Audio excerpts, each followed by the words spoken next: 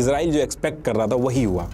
5 नवंबर 2024 को Trump election जीत जाते हैं और ये इलेक्शन तो वो जीते, लेकिन इस इलेक्शन के अंदर एक इंटरेस्टिंग एंगल भी था। इस इलेक्शन में Jews billionaire Miriam Edelson Trump की सबसे बड़ी इंडिविजुअल डोनर में से एक बनी। इन्होंने मैसिव फंडिंग की ट्रंप के इलेक्शन कैंपेन में, और जैसे यूएस इलेक्शन के रिजल्ट आए थे, जियोपॉलिटिकल ऑब्जर्वर और एक्सपर्ट्स ने प्रिडिक्ट करना स्टार्ट कर दिया था कि ये जो प्रो इजराइल डोनर्स ने ट्रंप को पैसा दिया है, ये लोग ट्रंप से ईरान के ऊपर एक हार्ड एक्शन एक्सपेक्ट करेंगे और इन ज्यूज डोनर को नाराज करना ट्रंप जो है वो पॉलिटिकली अफोर्ड नहीं कर सकेंगे। और हैरानी की बात यह है कि हुआ भी कुछ ऐसा ही, क्योंकि ट्रंप के पावर में आने के कुछ ही महीने बाद 13 जून 2025 को इजराइल ने ईरान के खिलाफ ऑपरेशन राइजिंग लाइन शुरू कर दिया। यूएस ने फुल सपोर्ट किया, अपने जेट्स भी भेजे, ईरान की जो अलग अलग साइट्स थी उनके ऊपर ज्वाइंट एयर स्ट्राइक करी गई। अब जब ये स्ट्राइक चल रही थी तो इसी टाइम पे खमेनेई अपने पैसे स्ट्रीट कंपाउंड वाले घर की जगह तेहरान के नॉर्थ ईस्ट एरिया में जो इनका लवीजान वाला अंडरग्राउंड बंकर था, जो मैंने पहले भी बताया था, उसमें अपनी वाइफ, एक बेटी और 4 बेटों के साथ शिफ्ट हो जाते हैं। और ये लवीजान वाला बंकर भी नॉर्मल नहीं था, इसमें भी anti bomb, anti aircraft system सब लगे थे। GBU-57 जैसे हैवी बंकर बस्टर का इंपैक्ट भी ये झेल सकता था। और जैसे पेस्टे स्ट्रीट कंपाउंड वाला जो अंडरग्राउंड बंकर था, अलग अलग एरिया से कनेक्ट होकर ओपन होता था, सेम इसमें भी ऐसा ही सिस्टम था, ये भी सबसे कनेक्टेड था। अब जब ये सारी चीजें चल रही थी और बॉम्ब वगैरह गिर रहे थे, तो इसी टाइम पे खमेनेई ने बंकर के अंदर से ही 9 मिनट का वीडियो शूट किया। जनरली खमेनेई के जो वीडियो होते हैं वो लो क्वालिटी के नहीं होते, लेकिन इस बार जो वीडियो बाहर आई उसको बहुत ही लो क्वालिटी बिटरेट और ऑडियो में बना के ब्लर करके रिलीज किया गया। ये इसलिए किया गया ताकि CIA और मोसाद एम्बिएंट नॉइज जैसे वेंटिलेशन, जनरेटर,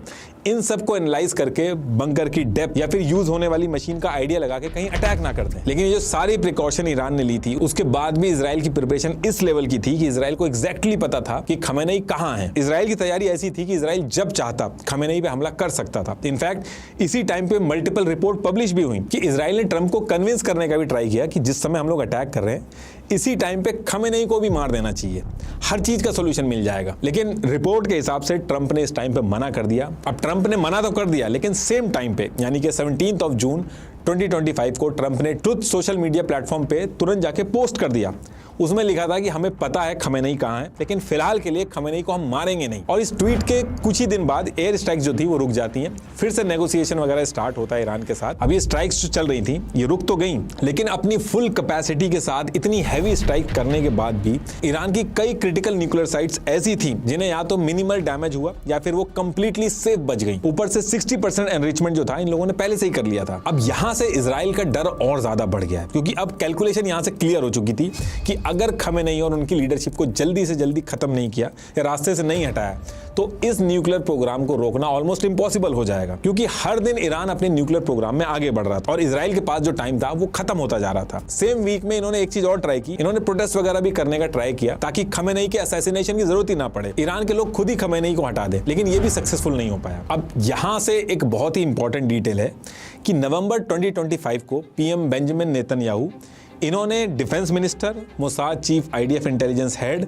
इनके साथ एक मीटिंग करके खमेनेई को मारने का जो फाइनल प्लान था और जो डेट थी वो इसी टाइम पे फिक्स कर दी थी कि 2026 के फर्स्ट क्वार्टर में खमेनेई को मार दिया जाएगा।